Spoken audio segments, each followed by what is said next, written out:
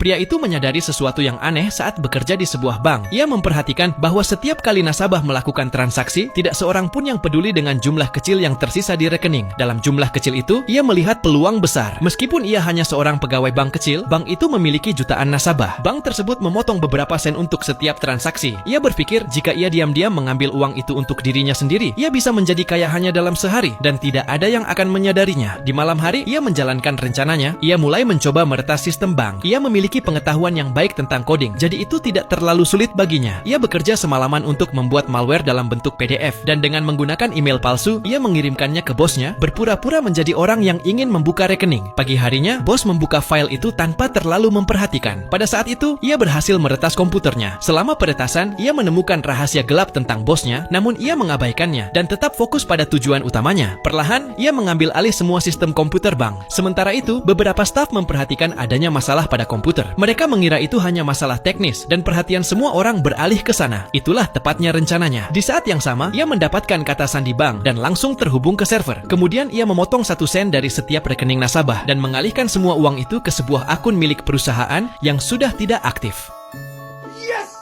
Ia merayakan keberhasilannya ketika tiba-tiba beberapa preman mendobrak pintu dan menyerbu masuk. Mereka datang untuk membunuhnya karena ayahnya meminjam uang dari gangster bertahun-tahun lalu dan tak pernah melunasinya. Mereka sudah memperingatkan pria itu untuk mengembalikan uangnya dalam 2 hari. Saat ia mengingatnya, ia memutuskan untuk melarikan diri. Ia segera membayar sopir taksi dan melarikan diri tanpa membuang waktu. Para preman mulai mengejarnya. Karena takut, ia segera menelpon manajer bank terdekat, berpura-pura menjadi perwakilan perusahaan dan ingin menarik uang saat itu juga. Manajer bank langsung setuju. Situasi memburuk, para preman itu hendak membunuhnya. Pria itu tiba di bank. Ketika hendak menyerahkan uang, pegawai bank meminta bukti jabatannya di perusahaan. Ia segera menunjukkan kartu identitas palsu, mengambil uang, berlari keluar, dan melunasi semua hutangnya.